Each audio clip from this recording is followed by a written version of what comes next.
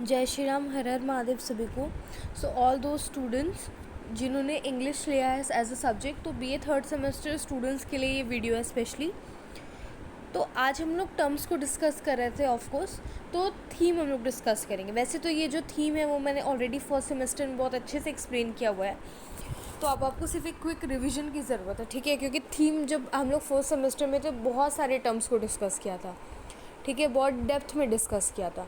तो आज सेम चीज़ वही रिपीट करेंगे, आपको भी अपना पुराना मेमोराइज हो जाएगा और एक्सप्लेन तो करना ही है भाई। तो सिंपली थीम क्या होता है, पहले ये जान लो कि जो मोरल होता है ना, वो सिर्फ मोरल और थीम में सब कंफ्यूज होते हैं। मोरल ऑफ द स्टोरी, दोस्तों थीम को भी सेम समझते हैं, theme of the story, moral of the story both are same, but ऐसा होता नहीं है। देखो थीम क्या होती है, डिफरेंट हो सकती है, लेकिन मोरल सिर्फ इकलौता होता है, इतना याद रखना। द बेसिक डिफरेंसेस कि मोरल एक रहेगा, लेकिन थीम्स काफ़ी हो सकती हैं। There can be more than one theme in a story, but moral can't be, ठीक है।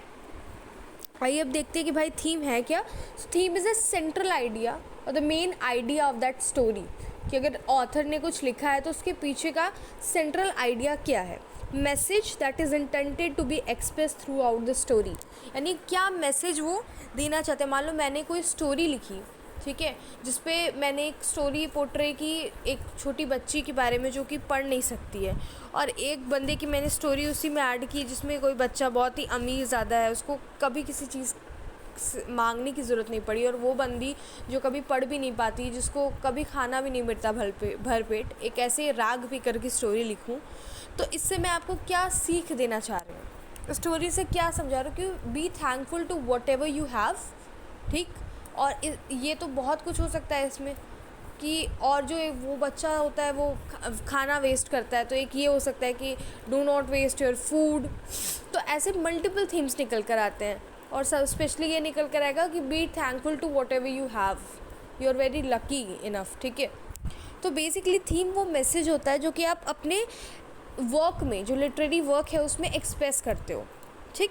द मेन आइडिया और lesson to be learn from the play, यानी आप कोई चीज़ प्ले में देखा, अपने आप कोई चीज़ रीड की है, उससे आपको क्या सीख मिलती है, what the main idea you get from it, ठीक है।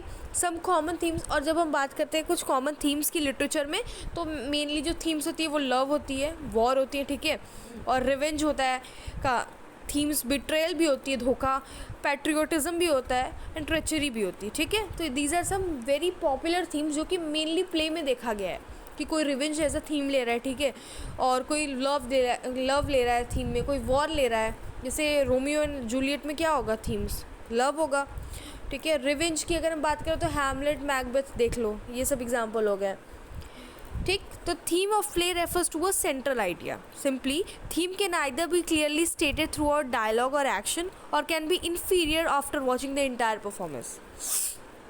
थीम क्या होता है ना, दो तरीके से ऑथर बता सकता है, या तो अपने डायलॉग में ही, अपने सेंटेंसेस में ही वो स्टेट कर दे कि यही रीज़न है या ये थीम है इस स्टोरी का, या फिर आप पूरे स्टोरी को जानने के बाद या परफॉर्मेंस को देखने के बाद आपको वो चीज़ें पता चले। दोनों तरीके से ये ऑथर के ऊपर डिपेंड करता है।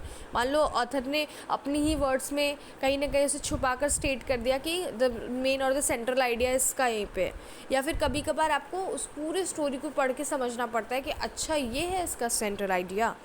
So basically theme is that, theme is a philosophy that form base of story, ठीक है।